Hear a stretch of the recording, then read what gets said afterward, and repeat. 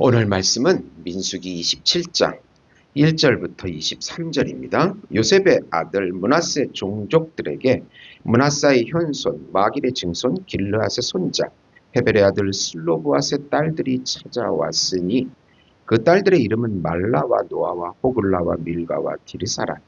그들이 회막문에서 모세와 제사장 엘르아셀과 지휘관들과 온 회중 앞에 서서 이르되 우리 아버지가 광야에서 죽었으나 여호와를 거슬려 모인 고라의 무리에 들지 아니하고 자기 죄로 죽었고 아들이 없나이다.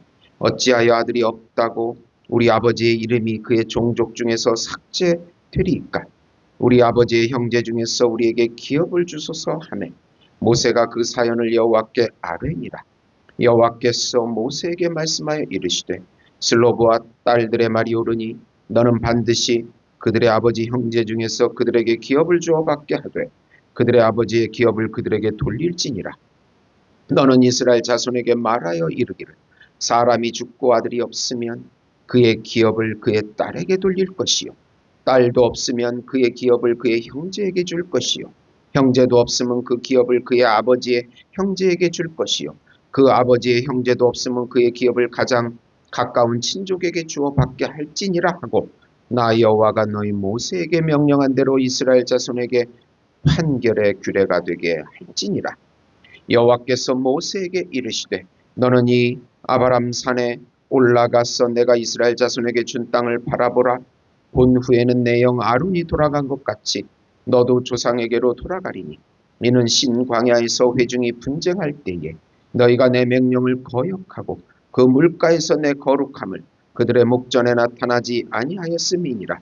이 물은 신광야 가데스의 물이니라. 모세가 여호와께 여짜와 이르되 여호와 모든 육체의 생명의 하나님이시여 원하건대 이 한 사람을 이 회중에 의해 세워서 그로 그들 앞에 출입하여 그들을 인도하여 출입하게 하사 여호와의 회중이 목자 없는 양과 같이 되지 않게 하옵소서. 여호와께서 모세에게 이르시되 눈의 아들 여호와는 그 안에 영이 머무는 자니 너는 데려다가 그에게 안수하고 그를 제사장 엘르아살과 온 회중 앞에 세우고 그들의 목전에서 그에게 위탁하여 내 존귀를 그에게 돌려 이스라엘 자손의 온 회중을 그에게 복종하게 하라. 그는 제사장 엘르아살 앞에 설 것이요 엘르아살은 그를 위하여 우림의 판결로서 여호와 앞에 물을 것이며 그와 온 이스라엘 자손 곧 온 회중은 엘르아살의 말을 따라 나가며 들어올 것이니라. 모세가 여호와께서 자기에게 명령하신 대로 하여 여호수아를 데려다가 제사장 엘르아셀과 온 회중 앞에 세우고 그에게 안수하여 위탁하되 여호와께서 모세에게 명령하신 대로 하였더라. 아멘. 공의롭게 사역하라는 제목으로 은혜를 나누고자 합니다. 사랑하는 성도 여러분, 하나님은 사랑의 하나님이시지만 동시에 공의의 하나님이십니다. 하나님의 사랑은 결코 불공평하지 않으며 하나님의 공의는 차갑지 않습니다. 성경을 자세히 보면 하나님께서는 늘 억울한 자의 호소에 귀를 기울이시고 공동체가 다음 세대로 바르게 이어지도록 사역의 질서를 세우시는 분이심을 알 수 있습니다. 민수기 27장은 광야 여정의 막바지에 기록된 말씀입니다. 이스라엘 백성은 약속의 땅 가나안을 눈앞에 두고 있었지만 여전히 해결되지 않은 문제들이 있었습니다. 바로 상속의 문제, 공동체의 공의의 문제, 그리고 지도자 계승 문제가 그것입니다. 하나님은 이 장을 통해서 공의롭게 사역하는 공동체의 모습을 분명히 보여주고 있습니다. 오늘 말씀의 핵심은 지도자는 자신의 이익을 추구하지 말고 공의롭고 사심없이 사역하라는 것입니다. 우선 예수님의 언약 안에서 모든 형제 자매들은 공평하게 은혜를 받을 권리가 있습니다. 가나안 정복에 앞서서 26장에서 제2차 인구 조사를 했습니다. 지파별로 20세 이상의 남자를 영적 군사로 세운 것입니다. 그런데 문제가 생겼습니다. 므낫세 지파로 슬로보앗은 아들이 없이 죽게 되었습니다. 아들이 없으면 땅을 상속받지 못하게 됩니다. 그래서 슬로브와 딸들은 이스라엘 안에서 이름과 기업이 사라질 위기에 처해 있습니다. 그의 딸들 말라노아, 호글라, 밀가, 디르사가 모세에게 아버지 형제에게서 기업을 달라고 요구합니다. 이것은 아버지의 이름을 보존해 달라는 것입니다. 약속의 땅을 받아서 가문을 이어가고 공동체 안에서 정당한 위치를 회복하기 위함입니다. 그리고 정말 중요한 것은 하나님의 언약의 백성으로서 정체성을 회복하기 위함입니다. 이들의 제기는 아들만 상속받는 기존 상속법의 한계와 고라의 반역에 가담하지 않았음에도 가문의 이름이 지워지는 문제, 모세오경이 이런 문제를 다루지 않는 한계를 드러내는 바로 제기였습니다. 결국 모세는 하나님께 이 문제를 아뢰게 됩니다. 결국 하나님의 판단도 그들의 요구가 정당하다고 여기고 여성 상속권을 인정합니다. 상속의 순서대로는 아들, 딸, 형제, 아버지의 형제, 가까운 친족 순으로 정립되게 됩니다. 오늘 말씀을 좀 구체적으로 보면 슬로브앗의 5딸은 당시 사회 구조상 매우 불리한 위치에 있었습니다. 그러나 이들은 침묵하지 않고 모세와 제사장 엘르아셀 회중 앞에 나아가서 어찌하여 아들이 없다고 우리 아버지의 이름이 그 종족 중에서 삭제되리까? 이들의 요구는 단순히 재산 문제가 아니고 하나님의 언약에 참여할 권리에 대한 질문입니다. 모세는 이 문제를 독단적으로 처리하지 않고 하나님 앞에 가져갑니다. 하나님의 대답은 슬로브알의 딸들의 말이 옳다는 것입니다. 이 말씀은 당시 사회 관습을 완전히 뛰어넘는 선언이었습니다. 하나님은 성별이나 관습이 아니라 공의와 언약을 기준으로 판단하셨습니다. 하나님 나라에서는 누구도 차별받지 않으며 언약 안에 있는 자는 모두 은혜를 받을 권리가 있는 것입니다. 이 사건은 신약에서 예수 그리스도를 통해 더욱 분명해집니다. 너희는 유대인이나 헬라인이나 종이나 자유인이나 남자나 여자나 다 그리스도 예수 안에서 하나입니다. 갈라디아서 3장 28절입니다. 예수님의 십자가 언약 안에서 모든 성도는 동일한 은혜의 상속자입니다. 교회 안에서의 사역 역시 혈통, 배경, 성별이 아니라 부르심과 은혜를 따라 이루어지게 되는 것입니다. 어느 교회에서 새 성전을 건축하며 헌신의 명단을 정리하던 중 액수를 따라 이름을 구분하자는 의견이 나왔습니다. 그러나 한 장로님이 이렇게 말했습니다. 십자가 아래에서는 헌금 액수도 직분도 의미가 없습니다. 우리는 모두 은혜로 선 사람들입니다. 교회는 공평한 은혜 위에 세워진 공동체입니다. 사역자는 언제나 이 사실을 기억해야 합니다.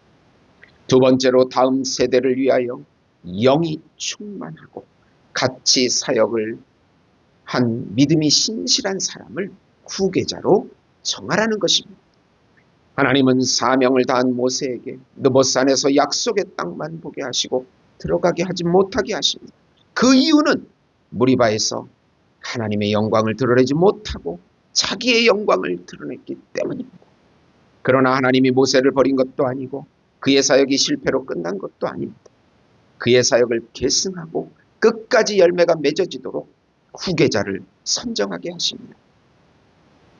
모세는 다음 세대를 위하여 간절히 중보기도를 하고 목자 없는 양이 되지 않도록 은혜를 구합니다. 후계자 여호수아는 하나님의 영이 충만했습니다. 그리고 모세와 같이 끝까지 동행한 사람이었습니다. 그는 믿음이 신실해서 변함없는 인물이었습니다. 하나님의 명령대로 모세는 엘르아셀 대제사장에게 바로 백성들 앞에서 위임식을 거행하도록 합니다. 우리나라도 후계자 선정을 놓고 논란이 많습니다. 항상 수많은 부정직한 문제들이 생겨 다음 세대를 망치게 되기도 합니다. 그러나 하나님 말씀은 분명합니다. 자신의 이익을 위해서 잘못된 사람을 선정하지 말고 선정되면 바로 교인들 앞에서 위임식을 해서 바로 이양하라는 것입니다.